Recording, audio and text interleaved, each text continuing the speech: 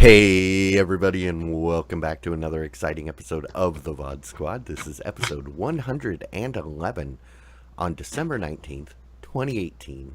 I am Clyde, and today I'm joined by Michael Aston. Hello, everyone. And Matthew Russ. Hello. How are you guys doing?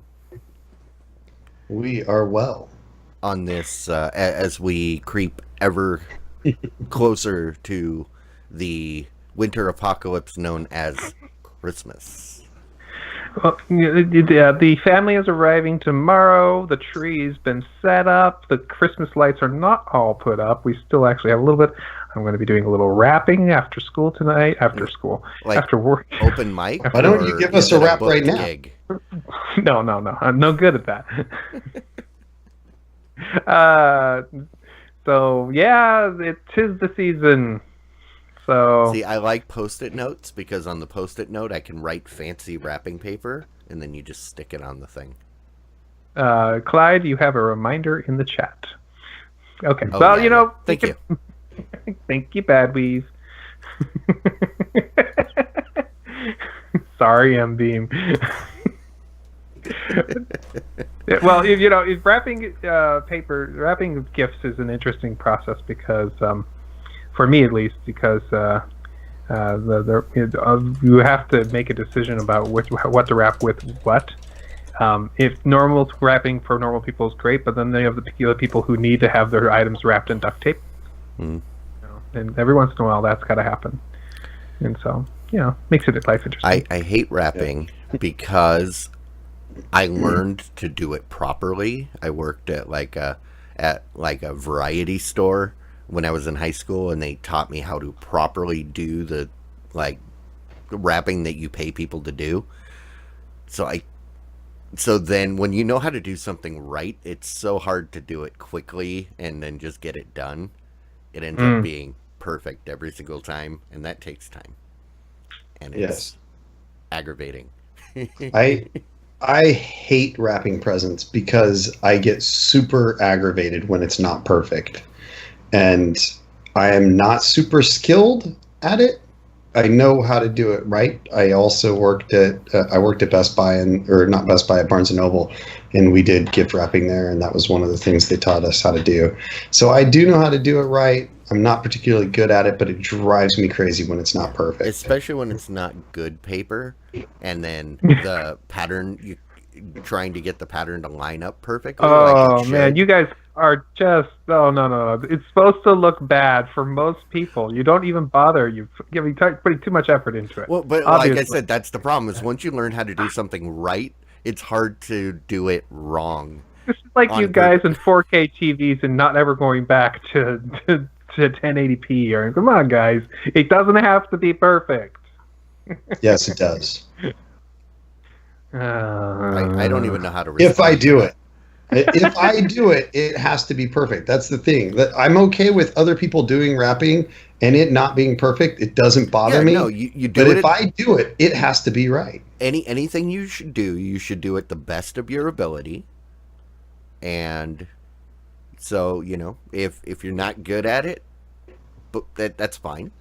Great job, good effort, but yeah. I am not especially good at it, but I try to do as best I can. It's the same thing for me with cleaning, right? Like if I'm gonna clean the house, it's gonna be clean, which is one of the reasons why I try to avoid cleaning, because then I end up spending all day and that's the excuse he told his wife for why he can't clean. I'd rather just pay somebody to come in and do it. Oh man! Hey, that's stimulating the economy. You're helping someone else buy presents for their family. No, I am manning because I am not very good at wrapping at all. and I try really hard to do a good job, and it comes out and looks okay. And then I get the look from somebody sometimes like, "Did you rap this?" Oh. It's like, "Yeah." I can teach you, but but there is no going back. Once you learn the truth, you can't. You never I go can back. understand. I can understand the feeling because with networking, and I watch somebody wrap networking cables the wrong way, I look at them and I go, or audio cables, you over under them. Whenever you see somebody going over with their arm or doing it, I just say, stop, just stop. Got to do that right. So I totally get that. You can do over your arm, but you have to make sure that you've got that loose twist to keep it from binding with the other hand. But yes, there is definite technique, and I feel your pain. Okay. Speaking of feeling pain, what's Google doing right now? Well, besides getting themselves in a lot of trouble with various governmental bodies, they're also doing little cool things like making Google Assistant being able to speak in new accents. You can now configure your Google Assistant to speak in either an Australian or an English accent. I've tried both. They're both okay. They're both female voices, and that you can and they speak with the correct accent and the correct terms as well. Sometimes they actually come up with the different But terms my being used. Google Home already spoke with an English accent. Yeah, a British English accent. Oh, British accent. And say that sounded English to me. I understand what she's saying. Although the Australian one is the one I liked. So the can Sydney, you command her to make the change with your, or do you have to do it in the app? I don't know. I've only did it in the app. So hey Google, use a Australian accent. Nope. Hey, I'm Google, sorry, I don't understand. change your So- voice. It's funny they did this No. in Maps fairly recently as well. No. Okay, if you want to hear more voice options, you can find them in Google Okay. Assistant settings on your Yeah, we unfortunately can't really hear Thank you. what she's saying. Oh, so- I'm sorry. So Sorry. I told her to change her voice, and then it started Spock talking as a dude and said, "Do you want to use this voice?" I said no. It said, "Okay, how about this voice?" No. Oh, thanks. And then it gave me 3 options, and then it's after that it said, "Well, then you're just gonna have to figure it out in the app." That's actually a pretty simple way of changing the voice, but not making it so complicated. Because some of those voice activated trying to get the right thing is really hard. So Yeah. I like that. That's not bad. Yeah, I was completely surprised. I was waiting for the failure message. And if it popped up on your phone, a link to get you straight to that, excellent job, Google. Otherwise, Actually, But something that- did that- pop up on my phone. Let's see what it was. Google Assistant.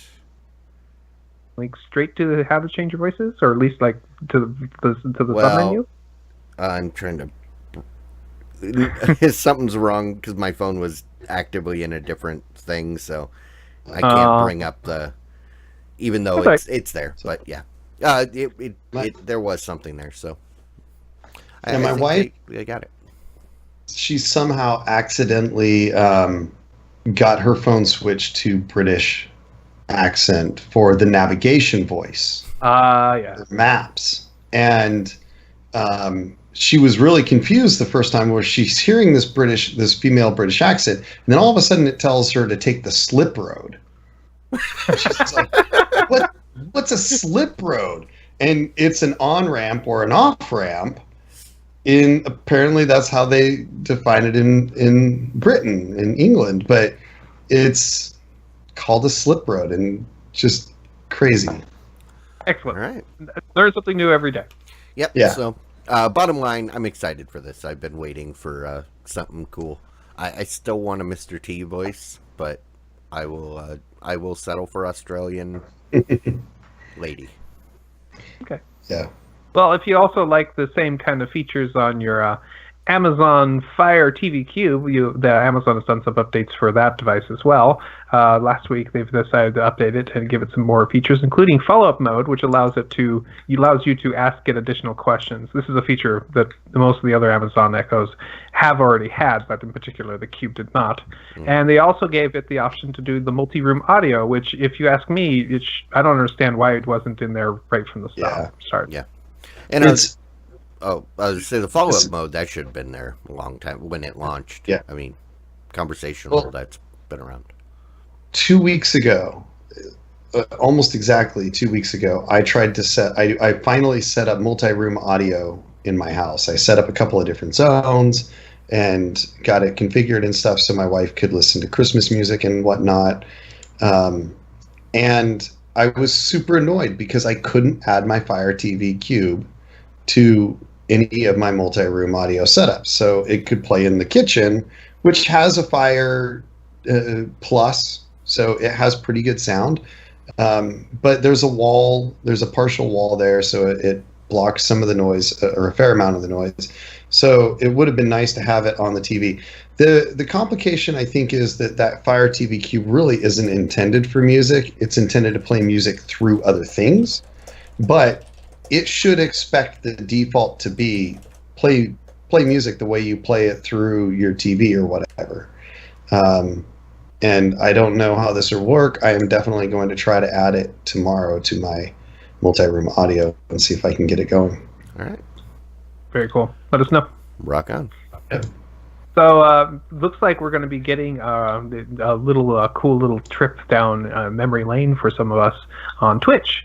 Starting December 17th, which was a couple days ago, they are going to be streaming Inspector Gadget 24 hours a day until December 24th in order to provide the entire first run series of the show, including some special times during the streamings. They're going to be showing.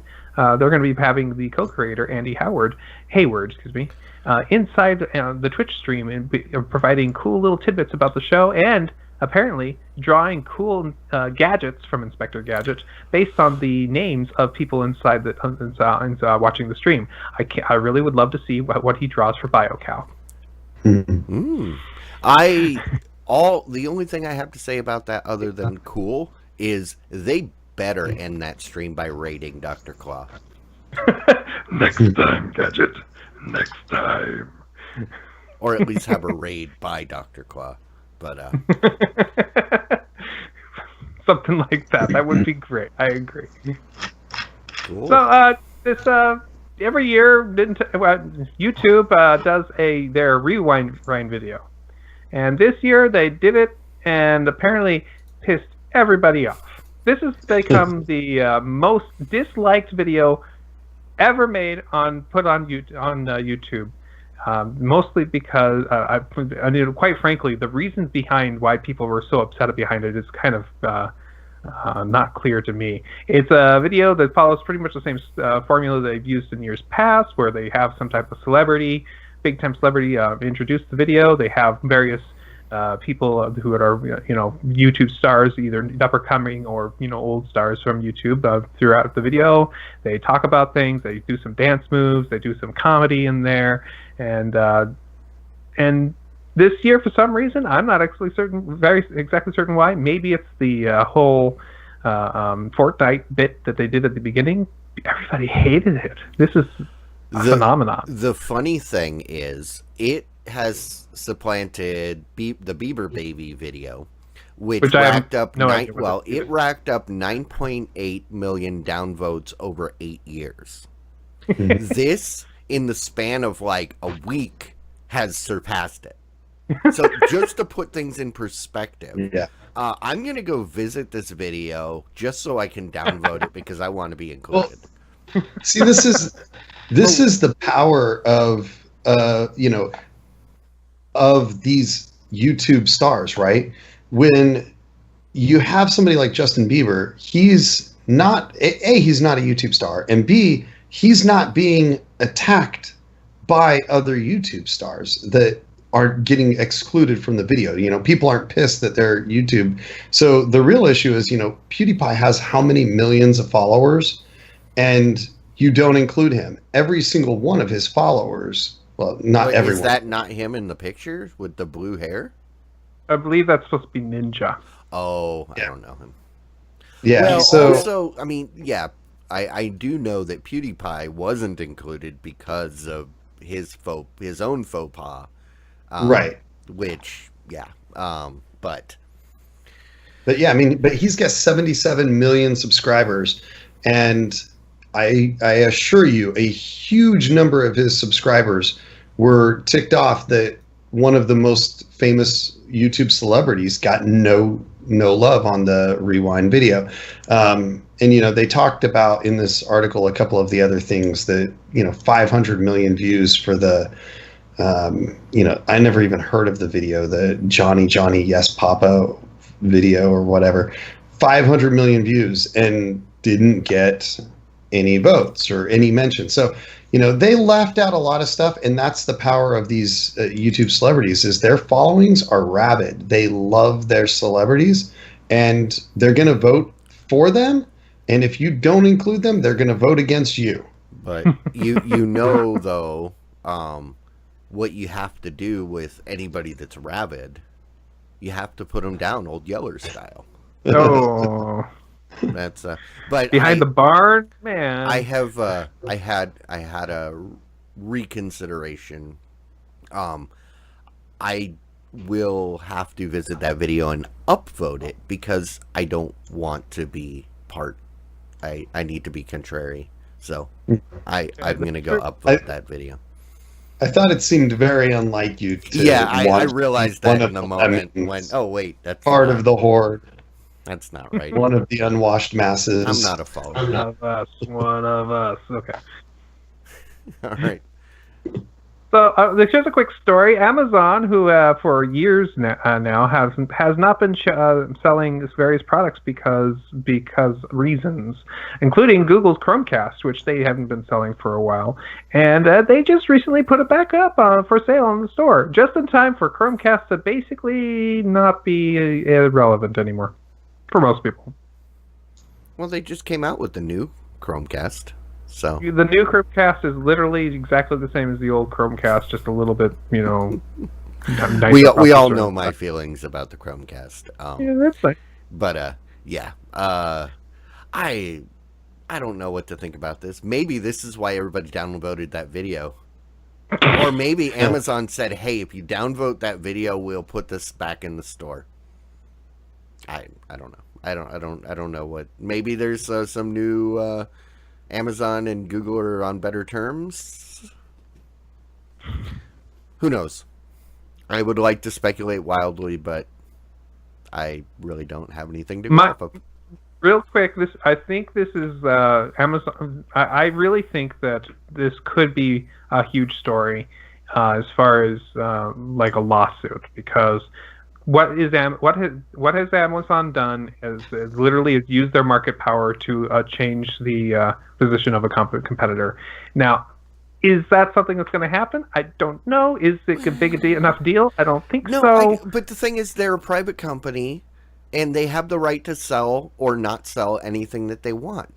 Okay, well, one problem with that is that they also didn't allow anybody who in their marketplace to sell it. Well, I mean, for a dealership, they aren't going to let any of their employees sell a Chevy on the property, you know? Well, yeah, but it's not. The difference is that their marketplace is like I may be somebody else, but you know, it's my store. I can sell whatever I want. It's no different than a mall not allowing a certain, you know, a porn shop to come into the mall if it's legal in that area. It is something that they feel they don't want to allow in the store. Malls can control what it's the same general concept. Yes, it's not because of a moral and social objection, but ultimately it boils down to the same thing. As a private company, I can choose to do business with anybody that I want to, as long as I'm not doing it illegally, which is to say colluding with others. So if they're doing it all independently, now if they got together with Apple and said, hey, let's make sure we box Chromecast out of the market, that would be illegal. Yeah. And so, a perfect example is like the mall. The mall is able to say, "Hey, we will not allow your store if you sell this product."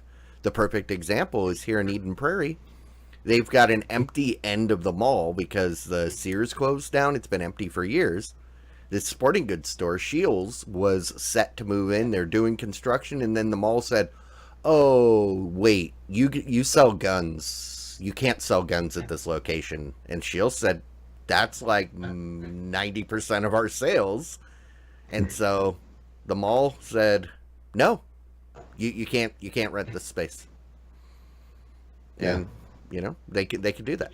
Okay, I hear what you're saying. I'm not disagreeing with you. I still feel like this is a problem, not because do I think it's right? Absolutely not. No, I don't think I don't think it's a good business choice, and Amazon has a direct competitor. They're not just renting space in a mall. They have an actual competitor to this product, which is why it's a problem to an open kind of marketplace that they're preventing it.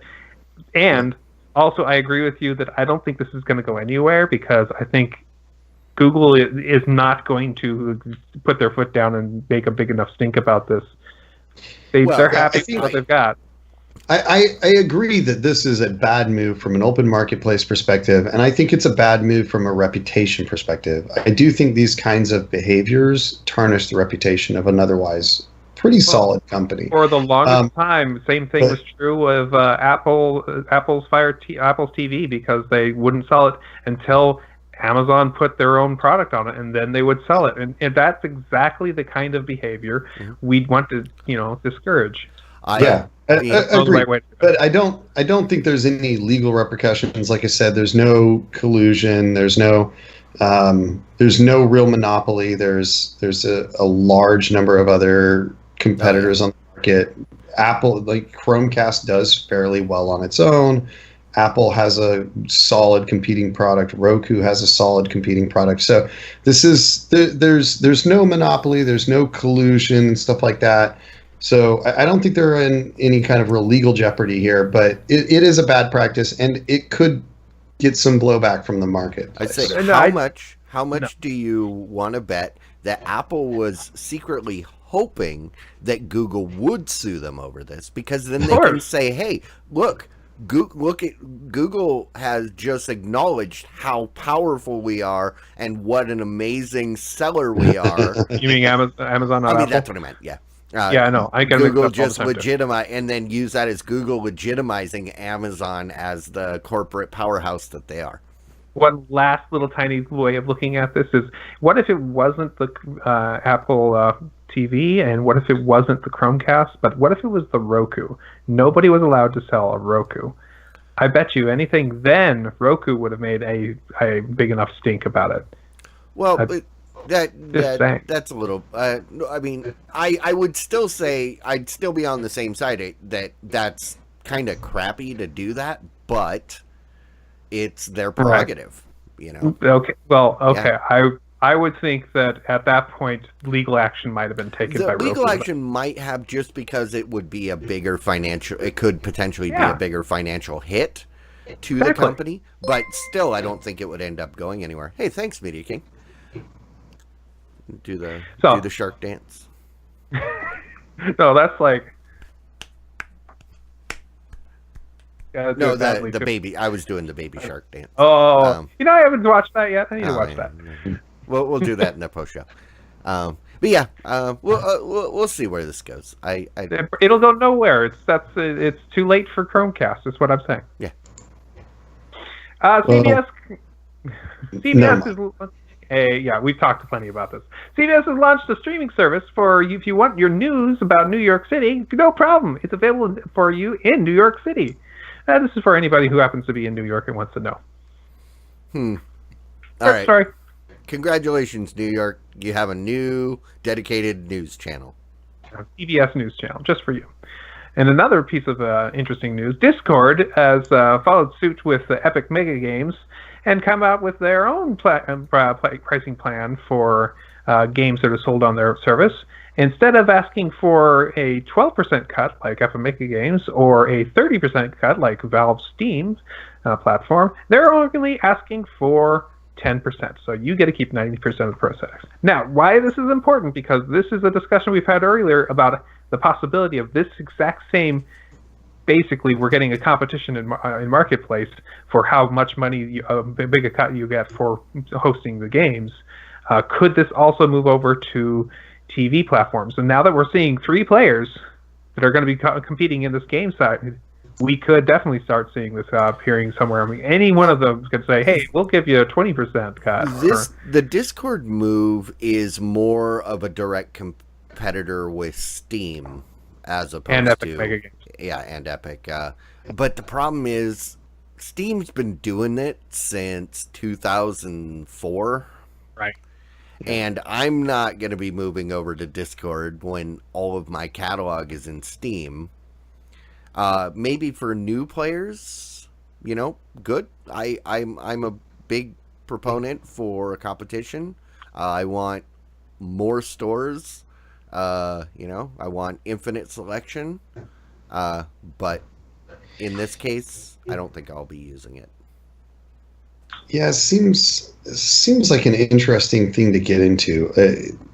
The market is pretty solid. There's a number of big competitors already.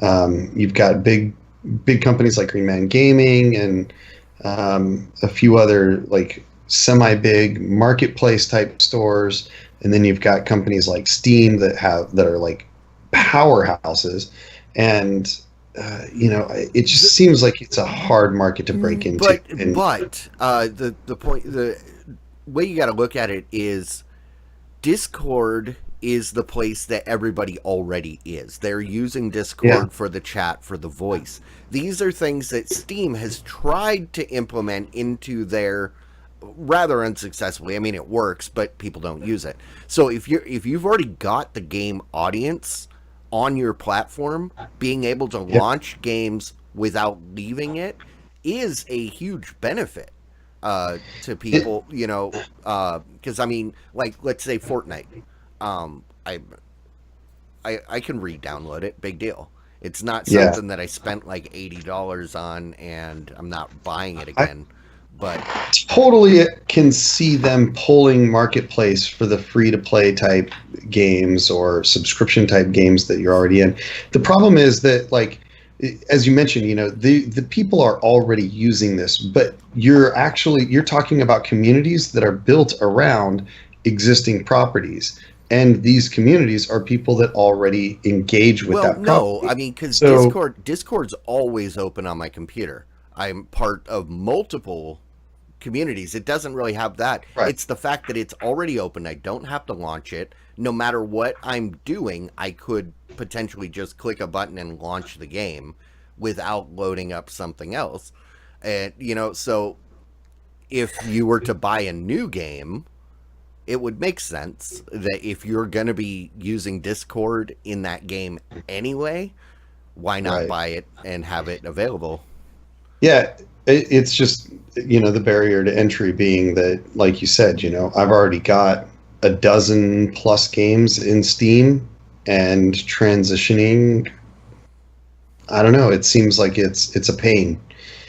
So it's fair. Like, I think that it's a good point. It seems like a difficult market to break into, but yeah, you got some good points there about Discord and its lively base. I think it's a natural fit. I was just saying, for me, I don't know, because like the games that I already have, I'm not going to buy them again. Right. But I might consider new games. So. I mean, maybe they'll have a Movies Anywhere style thing where you can get your games to it on different platforms. Who knows? Hey, yeah. You do have a really great point. I think that what we found is people find having to change platforms as a big barrier, and that is difficult. Like, if I've got 100 movies or even just a dozen movies with Amazon, it's challenging for me to justify buying a bunch of stuff in Google Play or in the Apple Store. Because then if I want to engage with it, I've got two places that I've got to go, or even if I just switch all the way over, it's expensive or whatever. So I understand that barrier, but you do have a really solid point that people are already fully engaged with this on a very continual basis, and in the context of the communities that they are already in and will be transitioning into. So, a new game comes out, I know for a fact I'm going to start using Discord for that game.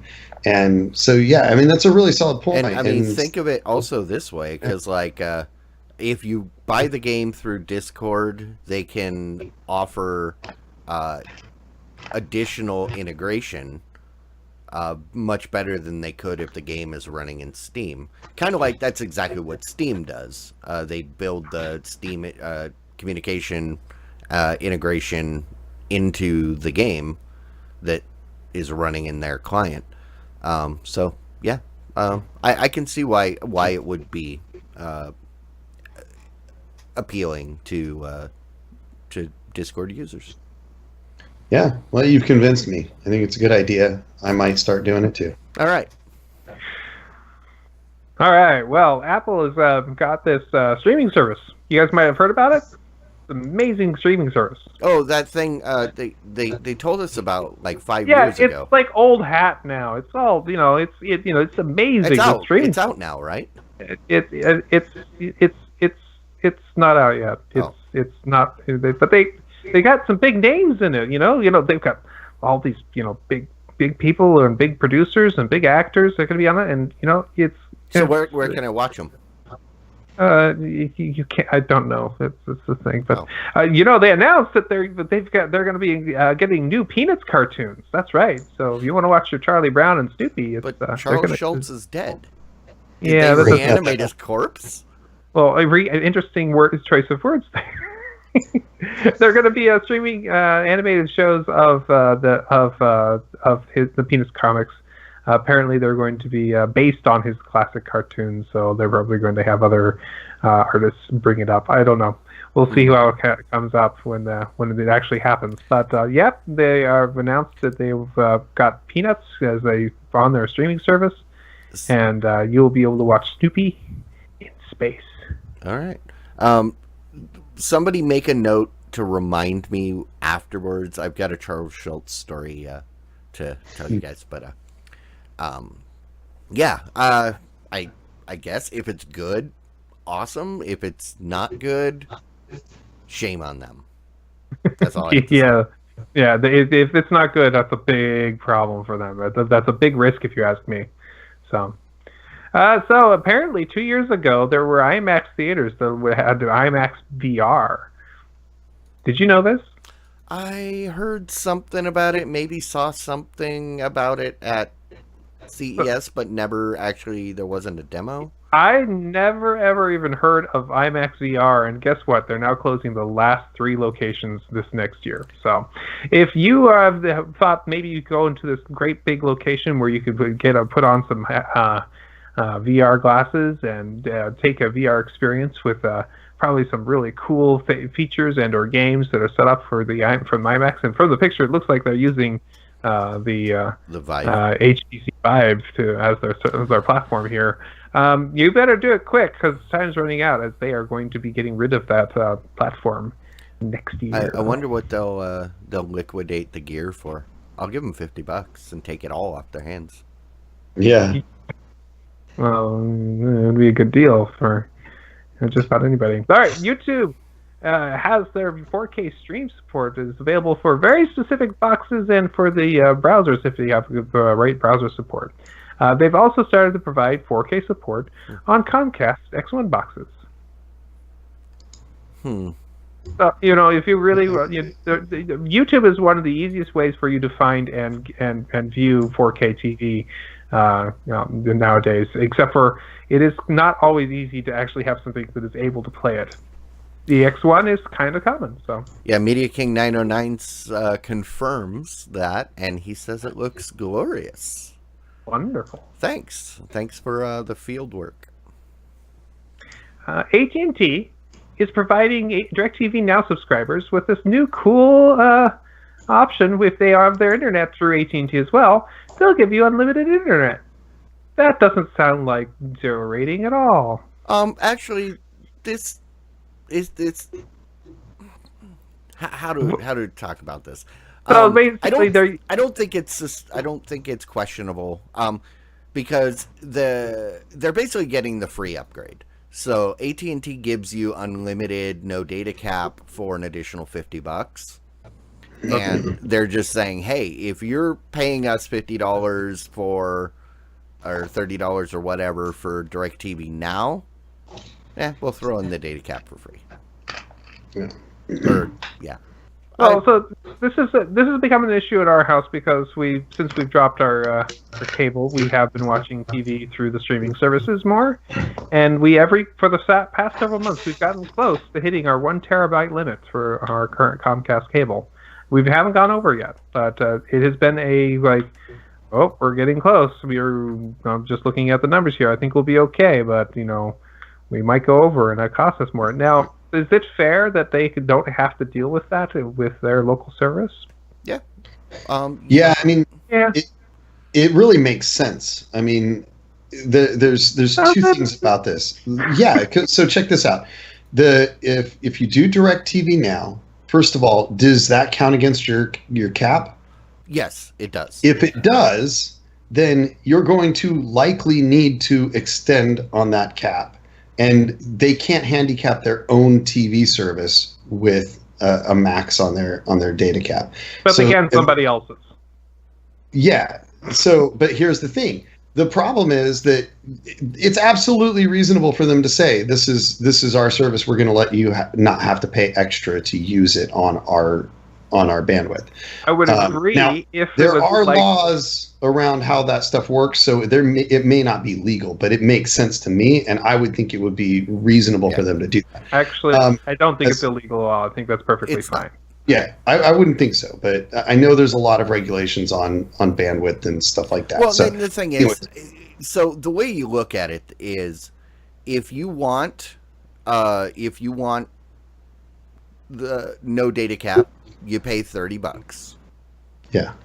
Why not just buy the DirecTV Now for $30 and get that too? Yeah. The argument would be it gives you an unreasonable advantage over any other service, but that's okay.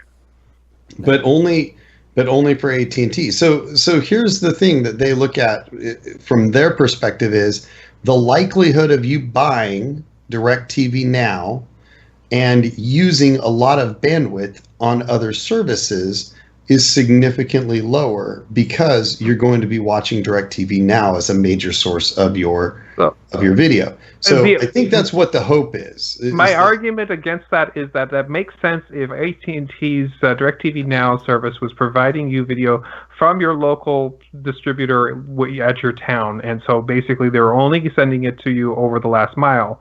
But no, I guarantee you, this stream is not coming from the last mile. It is coming from outside and going all the way over the internet, using up all the other bandwidth of everybody else as well. Yeah.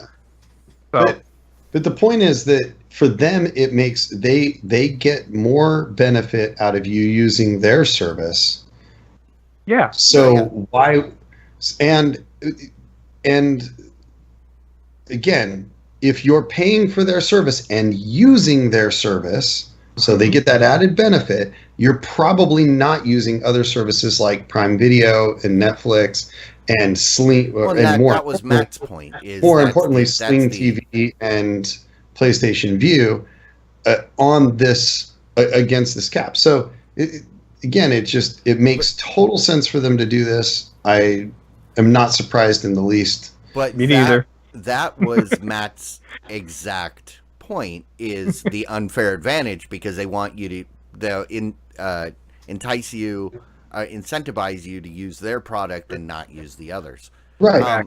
It goes back to it's your business. If you want to throw in something for free, you throw something in for free, and so that's the way I look at it. I'm all for this as long as in the future they keep up with competition with bandwidth caps. So if AT&T has a 1 gig normal bandwidth cap, and somebody like Comcast comes out with their 1 gigabit cap, and they've upped it to 2 gigs, I want to see AT&T also match that as if a 1 gig cap would be brutal. I mean, excuse You me, mean gig, terabyte? sorry, 1 terabyte cap. I was Pardon going me. to say I would hit that 1 gig cap You're done by the end of this stream. So here's but here's the thing. Like I get what you're saying, and I understand the incentive for companies to be good actors, and this potentially hurts them. It's definitely not a good actor behavior to try to give themselves this kind of advantage. However, I'm simply saying it makes sense what they're doing and why they're doing it. I understand that. I also think that this doesn't give them an advantage if they don't keep up with the other companies. And what I mean is, if DirecTV is not as good or better than Sling TV, as long as they aren't a monopoly, the only internet provider in your area, it is not an advantage because they have to keep the cap matched, because they will not have a monopoly on the data service. Because most people aren't going to take DirecTV now if it's crap, and if they can get Sling TV and it gives them much better service and quality and features, they're going to pay the $30 for Sling TV and fight against the cap. And if the cap is a problem, they'll go to someplace else. The only way that this is really a significant issue is if they didn't offer the cap free as a purchasable option. Now, if they were saying, hey, all of you have a data cap unless you buy DirecTV Now, then you would have an issue. But the fact is, it's $30 either way. You can either pay to have no cap, or you can get no cap and DirecTV Now. Which $30 do you want to spend? So nobody in their right mind would not buy DirecTV Now for $30. No. I mean, just think about it. Your option is to get one service for $30 or get two services for $30. Yeah. Which one are you going to do if you're thinking about it? Even if you almost never use it, but it's there, you're going to get the $30 option. I pay for DirecTV Now, and I never use it. Yeah, no, but you get it almost for free. I get it for like $10, but still, that's $10 a month for a service that I don't use. But my dad uses it, so exactly. Yeah. So the other thing is that, I mean, this is very similar to companies like I think it's T-Mobile that has free Netflix streaming. Your Netflix doesn't count against your bandwidth. So, I mean, this is very typical. This is nothing new. No, that actually was something that was starting, and then everybody got really, really upset about the zero rating of that stuff. And then everybody shifted from that's free to everything's free, which basically circumvented the problem. So basically, all they're doing is they're creating a bundle. Yeah. I get that. And that's not the problem. My problem is not that. My problem is 10 years down the road, and Xfinity is giving you 5 terabyte data limits because everybody's streaming 4K, and your local ISP is giving you unlimited bandwidth for slightly more a month, and all these other things. And AT&T is still going, oh yeah, we still have a 1 terabyte limit, but there's no limit if you buy. If you pay $30 or you buy our own service, and so it becomes the point of people who just stay on it and just keep it forever, and they get to keep their numbers up, and it's the cable system all over again. Yeah. All right. T-Mobile is pushing out their service, and they said, yes, we're going to have this new awesome killer service. It's going to be internet service-based television that's going to kick ass, and it's going to be out in 2018. Oh, no, it's going to be next year. Sorry. Basically, they thought they could get it out by the end of the year, and they basically have said, nope. We're not ready. It's gonna be a little bit later. This is something that happened when they bought Layer 3 TV. When they bought that service, they went ahead and announced that they were going to shake up the cable business with their own over-the-top service. And wasn't that the thing that Verizon had previously tried to do and then bailed? Go back to 2013. Verizon had made an announcement that they were doing a over-the-top video, something or other. I think there was a box involved, and then they bailed, and I think it went to Layer 3, and then now it's a T-Mobile. I don't. Yeah, I don't know. This would have been like like in the very beginning of Cord Killers, so I do not remember it'd be trying to do 2014. the Yeah, overstop. 2014. So, but it seems like it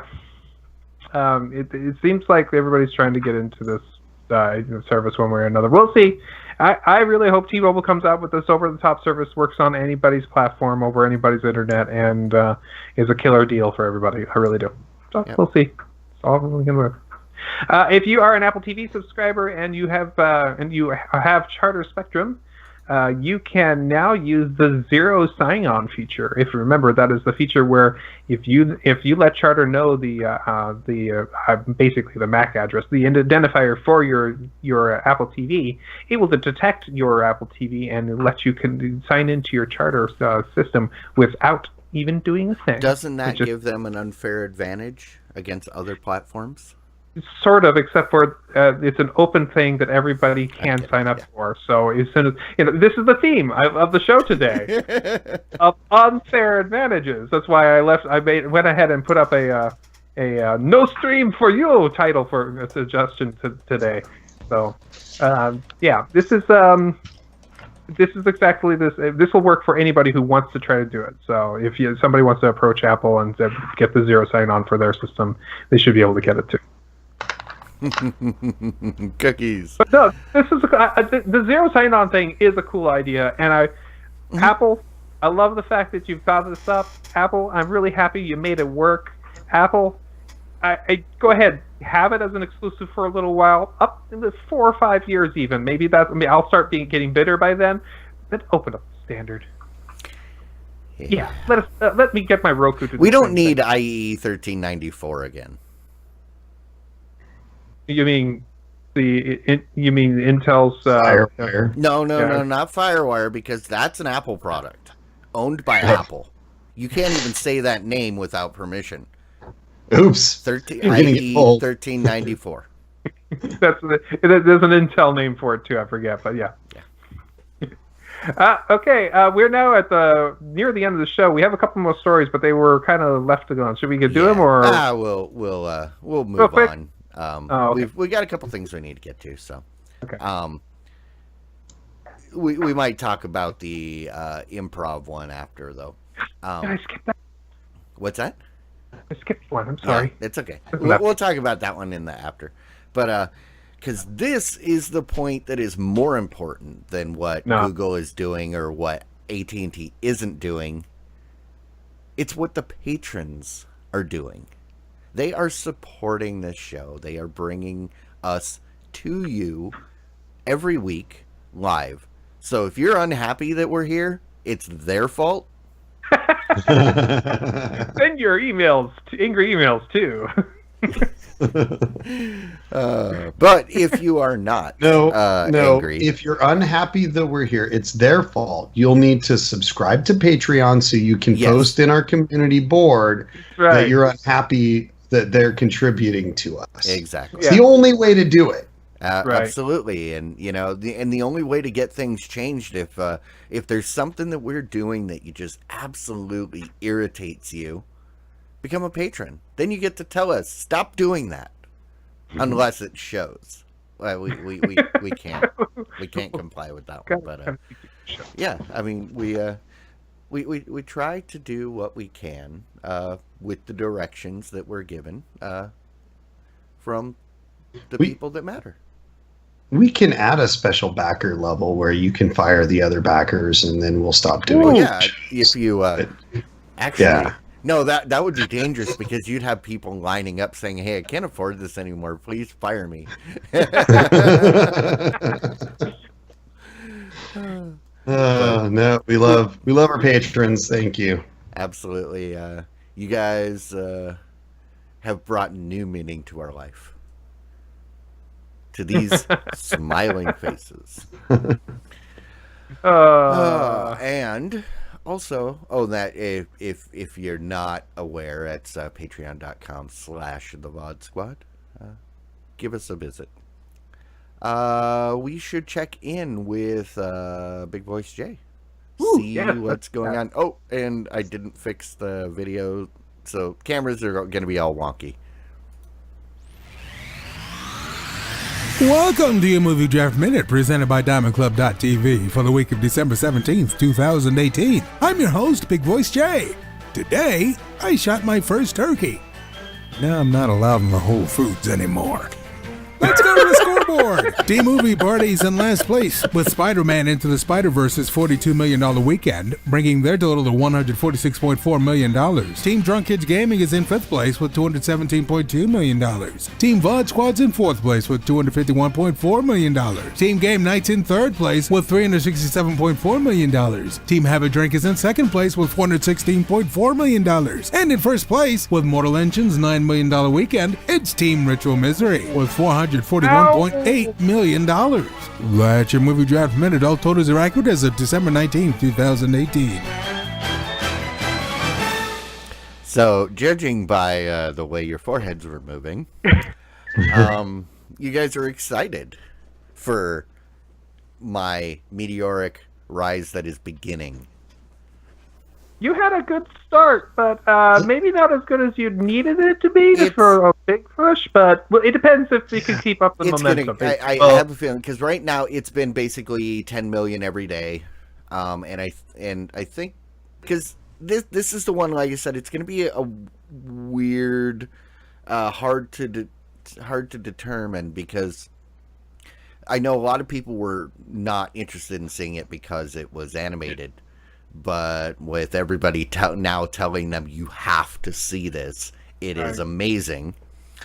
That's going to be good. Plus, we're getting to the point where kids are going to be released from school and their parents need to do something to keep them from mischief. And so I have a feeling it's going to stay strong. Like I said, my highest projection was around 150 mil. Which I'm on target. We'll see. Yeah. Yeah. I mean, if it follows a typical trajectory, you're going to be lucky to hit 100. But I agree. I don't think this will follow a typical trajectory. No. I'm actually astounded that it did as poorly as it did, considering the hype and buzz that I've heard around it. However, I asked at my work today because I'm waiting to go see it. I want to go see it. And I asked if anybody was going to go see it before the weekend. And every single person within earshot said, yes, I'm going to go see it, hopefully before the end of the weekend. If you're trying to put something together, let's go on Friday afternoon. Yeah. So I'm hoping for the big opening weekend will be the second weekend. Yeah. I mean, nobody had seen it yet. Of the 10, 15 people within earshot, and these are all big-time geeks that would be likely to do this kind of thing, and none of them had seen it yet, but every single one of them planned to see it. So I think you've got a good shot for actually doing more next weekend and maybe the weekend after that as well. My big fear lies in the fact that I did exactly what I said I wouldn't do. I went and I saw it, and I loved it. Oh no! What time did you see it? Let's see if there was a precipitous drop in sales from that. I think I saw it on Saturday. Oh, and all the sales were on Friday and Saturday morning. Yeah, you killed it. Yeah. I don't really have any numbers in front of me. No, actually, I think it was Friday. It was Friday night, I think I saw it. I don't know. It was one of those days I saw it. And it was good. I never knew how much... Or I never realized I needed a Penny Parker anime. If you're not familiar with Penny Parker, I wasn't before this, and I came out of it. Netflix, Funimation, somebody, you better be on top of a Penny Parker anime. Okay. And Nicolas Cage. Yeah. I didn't know he was in it until the credits, and I went, that character was great. Yeah, well, yeah. I hear his voice is perfect for the part. So. Yep, and I didn't even realize it was him. So, that's good. That's always a good thing. The only other thing I have to say is, remember when we did the draft, and I think Kent was giving everybody crap for not for letting him have Mortal Engines? No, I don't remember that, but I will definitely have to look that up now and maybe make a clip out of that. I think so. Yeah. Because I seem to remember him saying, "This is going to be the biggest thing." Whoops. But Yeah, that was I'm surprised by that. Honestly, I wasn't terribly interested in the movie, but it looked like it would do well enough. But man, it Clyde, are you tanked. sure you sure you didn't accidentally go see Mortal Engines like that movie instead? no, because I didn't like it. So that's the thing. If I had gone to see Mortal Engines and I hated it, it would have done like gangbusters. I know, but that's what I'm saying. Are you sure you didn't actually go in the wrong theater, think you're watching Spider-Man? I'm pretty Watch sure. that one instead and say, "Oh, actually, this is really good." And Unless about to Mortal tank it. Engines Spider Pig in features it? 5 different versions of Spider-Man. Because I didn't know about like any of those versions until after I saw that movie. It totally was not what I was expecting. But That's what in a I've good heard. way. That if you watch it, it's not. Well, I mean the Uh, premise and the concept. I was thinking there was like a Spider-Verse in between the like think of like what would you call like a area where you could access like a neutral zone or a void or something. I don't know what I was expecting, but it totally wasn't what it was, but it was good. But next weekend is the big weekend where we have, if you count Mary Poppins, 1, 2, 3, 4, 5, 6 movies, I think, this next weekend. And then Christmas movies, and we finally to finish off with Glass and Serenity at the end of this whole thing. You will finally get your second act. I expect that to do very poorly. Actually, I've heard a little bit of buzz, but it's not that. It's the fact that it's got 5 other blockbuster movies to sit next to at the theater. I don't think it's going to do well. So this is interesting. I'm checking Rotten Tomatoes right now. First of all, Bumblebee looks to be really good according to reviews. Lots of people want to see it, and lots of people and it got really good critical reviews. Nice. Aquaman has lots of people wanting to see it with mediocre critical reviews. Mary Poppins, pretty good critical review, decent critical reviews, pretty decent number of people wanting to see it. Not a lot, but a decent number. Welcome to Merwin has a ton of people wanting to see it. It got a 15% what? in critical reviews. Oh no. It got slammed. That means the movie's gonna do amazing, because the movies that get the terrible critic reviews usually are like, yeah, that's true. well, I mean, look at Venom. Grinch did poorly. Look at Venom. Or did well, even though it got pretty bad critical reviews. Fantastic Beasts did okay despite critical. It depends what your Mortal Engines, however, got 27% and did very, very poorly. So I am laughing because Mortal Engines now makes Bad Times at the El Royale look like a decent release. I do have one other thing to say, though. The one thing, and when I went to look at movie times for Spider-Man, and this is the one thing that might hurt you really bad, Clyde, is when I went to look for movie times for Spider-Man's, there were not a lot of showings. There's a lot of showings here. They were not all booked up. And the reason for that is Aquaman and Bumblebee and Mary Poppins all were taking lots of theaters at all of the places that I normally go. So I think that while I think Spider-Man has legs, I think it will not like Unintentional, but great. It will not take off, however, because he doesn't have wings. It's not gonna. It doesn't have wings.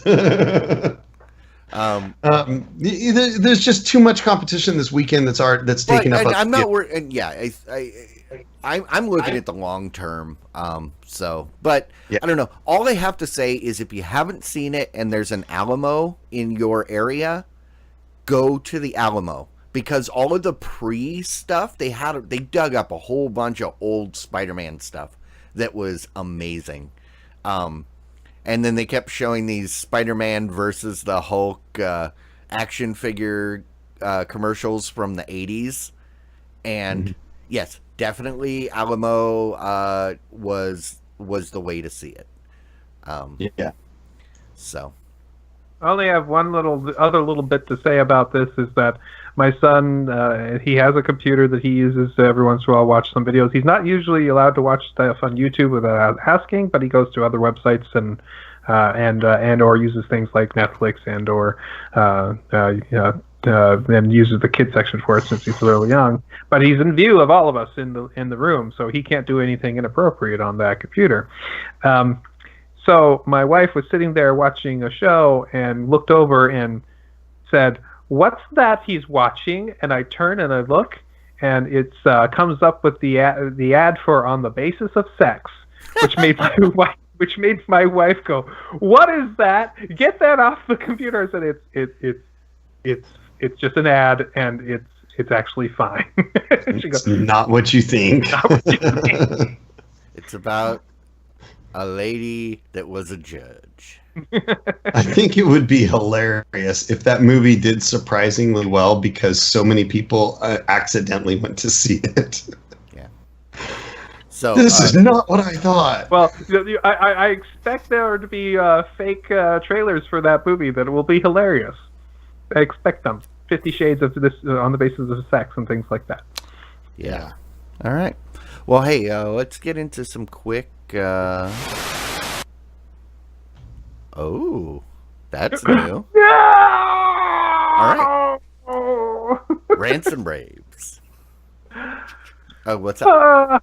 I've only got a little bit to talk about this week, but I've been busy. I've been driving a lot, and I'm going to be driving some more tomorrow a lot, and so I'm happy to not be in a moving vehicle right now. But when we've had the chance to sit down and watch some shows together, we've picked up a show. I think it's on NBC or CBS. I don't know, but it's called The Rookie. Nathan Fillion, cop show. He's a 40-year-old man who has a midlife crisis and decides that he wants to be a cop, and it is pretty good actually. It's got it's kind of a good, decent. Media King 909 says it's on ABC, I believe him, and so I'm going to only spoil one part that just absolutely cracked us up. You've got this. There's an episode. Does he make where Firefly jokes?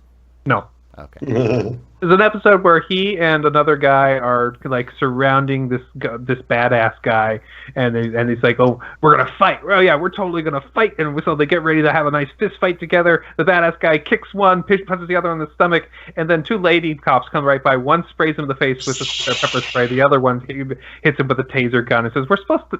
What are you getting doing?" It was perfectly timed. It made both me and my wife laugh out loud very well. I mean, that whole episode was so serious, and then to have that little bit of an ending to it was just perfect. So, All right. they do a pretty good job. If you like your police dramas, which it's the thing we like to watch, it's a pretty good police drama. It's pretty it's pretty.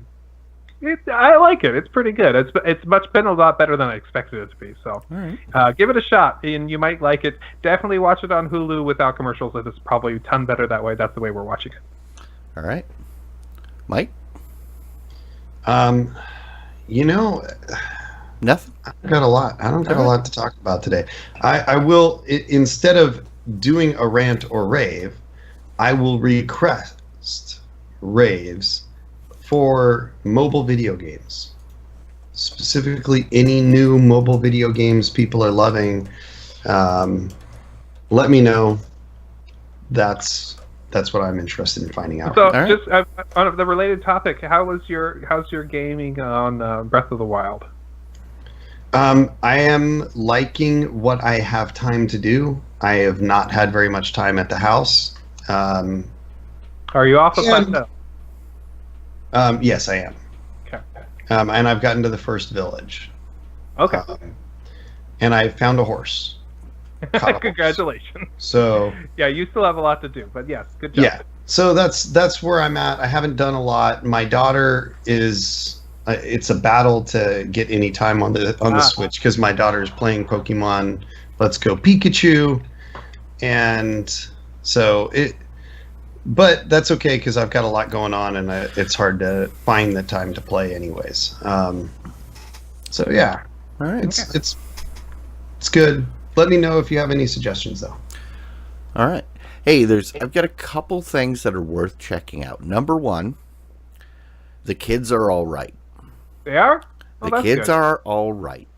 It is. This is the first season. I think there are 8 episodes in. I think it's ABC as well.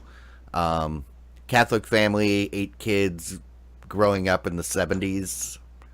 It's amazing. It is very funny, and it is very relatable if you are, of that generation.